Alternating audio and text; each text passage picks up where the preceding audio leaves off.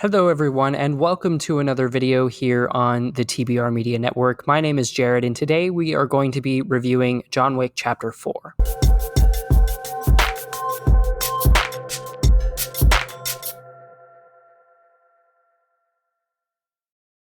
So, per usual, John Wick is on the run.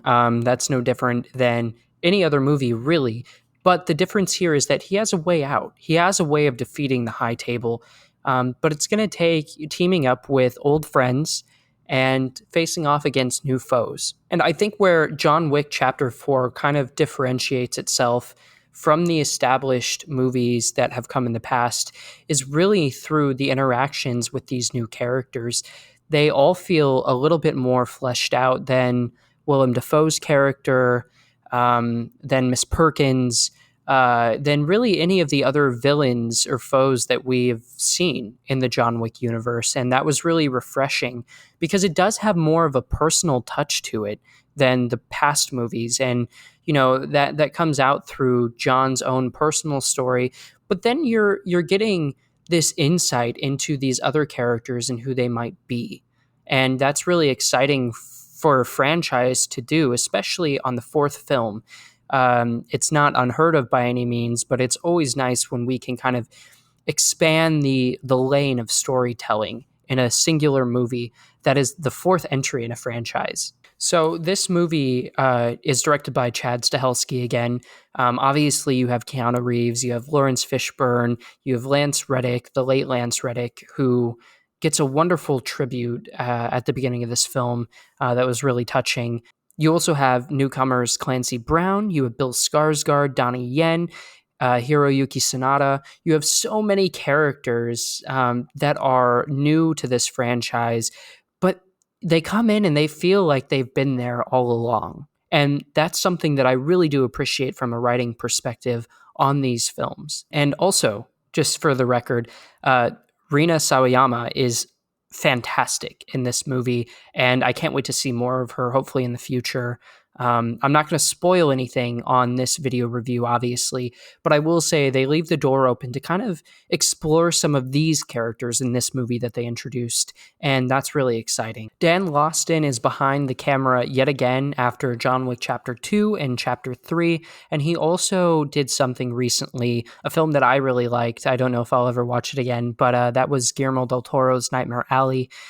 It feels tonally consistent, and that's something that's really hard to navigate, especially when you're trying to innovate. I will say that there are a couple of sequences in the movie that feel so enthralling, and I'm talking about what you've seen from the trailer, but there's a portion of this that kind of takes like a top-down approach, like you're playing a top-down shooter, and it was so fun to watch.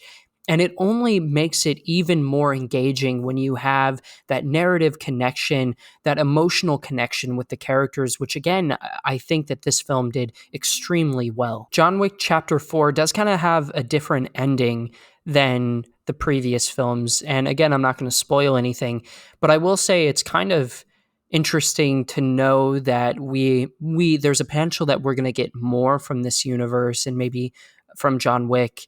And where they leave things off here is, like I said, it's a bold swing, but it worked. I mean, your Rotten Tomatoes scores, the audience reaction, everyone seems to be absolutely loving this movie, and it's easy to see why. If I had any criticisms, really, it would come down to the length of the movie. It's sitting, right under 2 hours and 50 minutes. It's a long movie.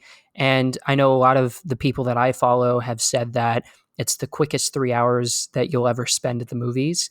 And while I understand that sentiment, I do feel like the length of it definitely kind of held things back from me giving it an absolutely perfect score. I think there are a couple of sequences that are really, really cool here. There is a whole scene centered around, a card game. And without spoiling, what's going on in that card game or anything, that scene itself, I understood why they were doing it and why it was there. And it was building tension in a new way, too, for the record. It kind of reminded me of a lot of the tension that we felt in Casino Royale, in Daniel Craig's Casino Royale in 2006.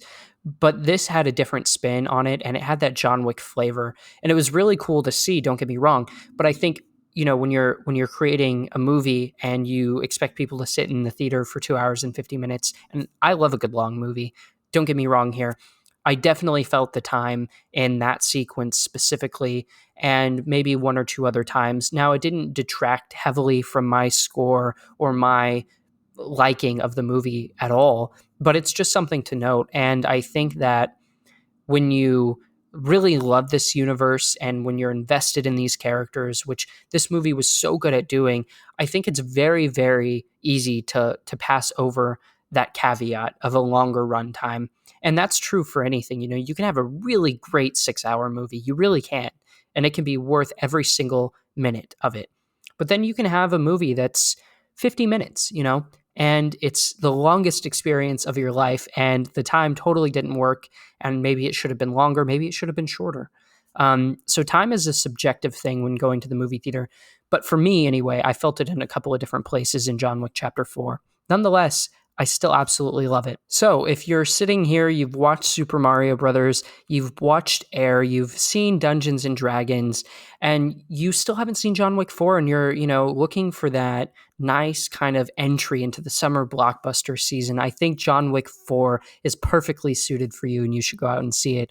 If I had to give it any sort of rating, I think what I initially put on Letterboxd was a 4 out of 5. I think, it can have the potential, even for me, after maybe another repeat watch, to go up to 4.5 out of 5. And that's kind of where I land there. I think it's definitely one of the stronger entries in the franchise. I still have a deep love for John Wick Chapter 2 because it just opened the doors so wide for the franchise, and the possibilities are really endless, to go anywhere from there. And they've been able to execute a solid film every time between 1 and 4. And I think that that's not something a lot of franchises can really accomplish, especially when you have the same kind of mechanics at play, the gung fu, the combat. All of that is here, and it's present throughout the franchise, but they find interesting story, creative driven ways to really move everything forward. And I think it really benefited this time from that. But I want to know what you guys think of John Wick Chapter 4. Hop down in the comments below. Share your thoughts with us on social media. We would love to hear it. And we will see you in the next video, everyone. Bye-bye.